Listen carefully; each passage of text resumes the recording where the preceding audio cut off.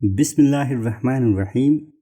حدیث مبارکہ کا متن ہے، حضرت ابو ہریرہ رضی اللہ تعالیٰ عنہ سے روایت ہے، اللہ کے حبیب صلی اللہ علیہ وسلم نے ارشاد فرمایا، جو شخص کسی عورت کو اس کے خاوند کے خلاف یا کسی غلام کو اس کے مالک کے خلاف بھڑکائے وہ ہم میں سے نہیں۔ حدیث مبارکہ کی تشریح۔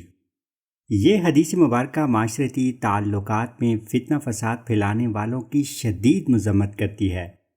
خببہ کا مطلب ہے کسی کے دل میں وسوسہ ڈالنا، بدگمانی پیدا کرنا یا تعلقات خراب کرنے کی کوشش کرنا۔ میاں بیوی کے تعلقات میں دخل اندازی اور فساد ڈالنا سخت گناہ ہے۔ ایسے افراد جو دوسروں کے رشتے خراب کرتے ہیں وہ اسلامی تعلیم سے دور ہیں۔ اسلام میں خاندان اور معاشرتی نظام کی حفاظت کو بہت اہمیت دی گئی ہے۔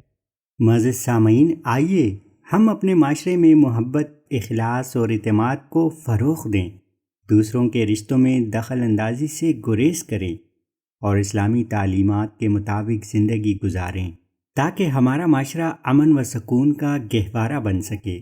شکریہ، فی امان اللہ۔